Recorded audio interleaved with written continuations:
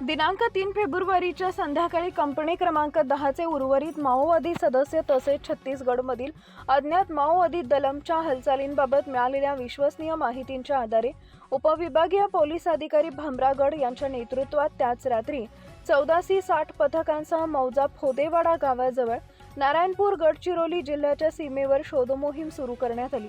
या मोहिमेदरम्यान काल दिवसा सुरक्षा दल आणि माओवाद्यांमध्ये काही काळ चकमक झाली।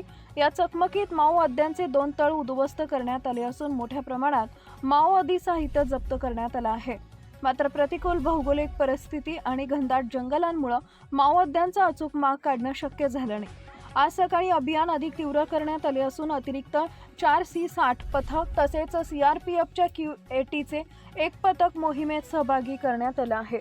सकाळपासून माओवाद्यांची अधूनमधून चकमक सुरू असून आतापर्यंत एक पुरुष माओवाद्याचा मृतदेह हस्तगत करण्यात आला आहे। त्याच्याकडून एक AK-47 व एक SLR रायफल अशी अग्निशस्त्र जप्त करण्यात आली आहेत। आणखी माओवादी जखमी किंवा ठार झाल्याची शक्यता असून त्याची पडताळणी सुरू आहे। ठार झालेल्या माओवादीची ओळख अद्याप पटलेली नाहीये। दरम्यान आज संध्याकाळी उशिरा माओवाद्यांनी केलेल्या जोरदार गोळीबारात C-60 पथकातील एक जवान गोळी लागून जखमी झालाय।